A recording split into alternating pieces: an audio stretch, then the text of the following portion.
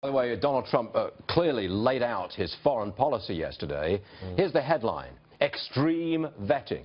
I mean extreme vetting. And a test for all immigrants. Listen to this.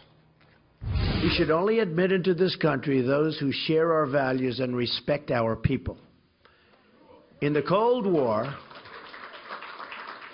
we had an ideological screening test. The time is overdue to develop a new screening test for the threats we face today.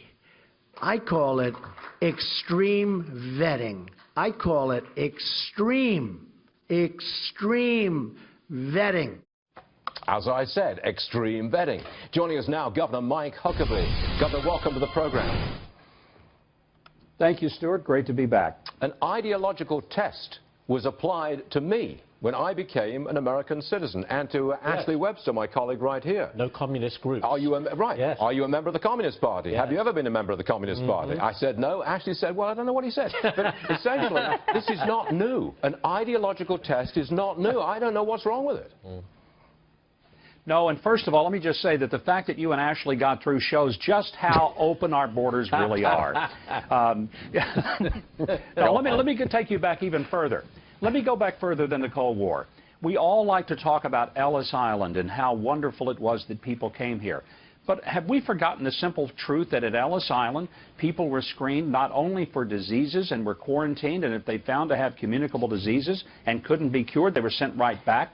They had to have 2 witnesses who could verify that they were of good moral character.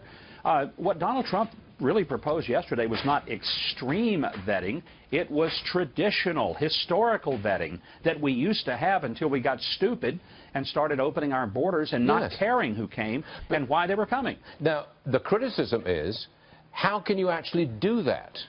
People will lie about their connections. So there is an efficiency question attached to Donald Trump's suggestion as well. How do you deal with that?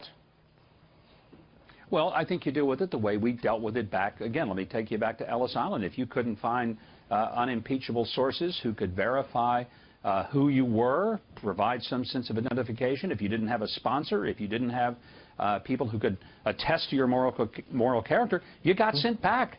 I mean, we did not have this open border where anyone and everyone who wanted to come here got to come.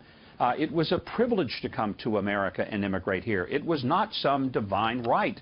And I know that sounds so harsh in our days of political correctness, but that's who we really have always been. We have welcomed immigrants who wanted to come, assimilate in this country, and, to borrow a phrase, make America great.